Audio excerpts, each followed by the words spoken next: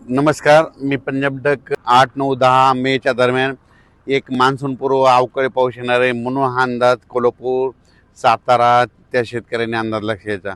आणि राज्यात सांगायचं झालं तर म्हणजे राज्यात बऱ्याच शेतकऱ्याचे फोन आले की आता ह्या मेमध्ये एखादी अवकाळी आहेत तर राज्यात आणखीन 2 चांगले मान्सून पूर्व पाऊस पडणार आहे, 2 अवकाळी पाऊस पडणार आहे म्हणून हा अंदाज सर्व शेतकऱ्यांना लक्षायचा.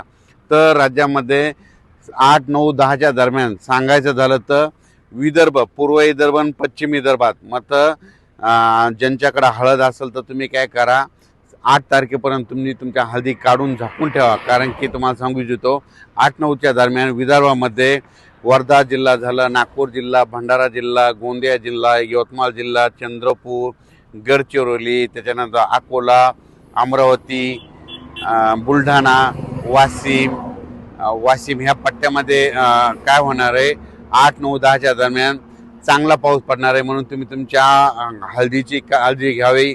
हळद असेल तर झाकून ठेवावे, कारण की हा पाऊस विदर्भामध्ये जरा हे जास्त राहणार आहे, पूर्व विदर्भ आणि पश्चिम विदर्भात जास्त प्रमाण राहणार आहे. म्हणून हा अंदाज विदर्भातल्या सर्व शेतकऱ्यांनी सर्वप्रथम लक्षात द्यायचा. त्याच्यानंतर आपण मराठवाड्याकडे वळू.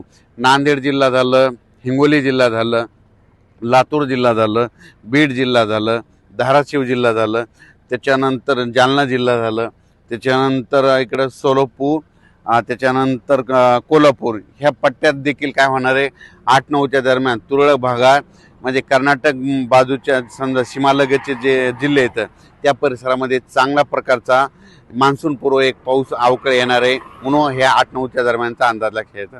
त्याच्यानंतर राज्यात सांगायचं झालं तर मग नंतर परत आणखीन पाऊस येणार आहे का, तर राज्यातल्या सर्व शेतकऱ्याला सांगू इच्छितो की आजपासून कंप्लीट 35 दिवस पाऊस राहिलेला आहे. तर तुम्ही काय करा, शेतीचे कामे आटपून घ्या, कारण की तुम्हाला ही अवकाळी पाऊस सुरू झाल्याच्या नंतर तुम्हाला वेळच भेटणार नाही.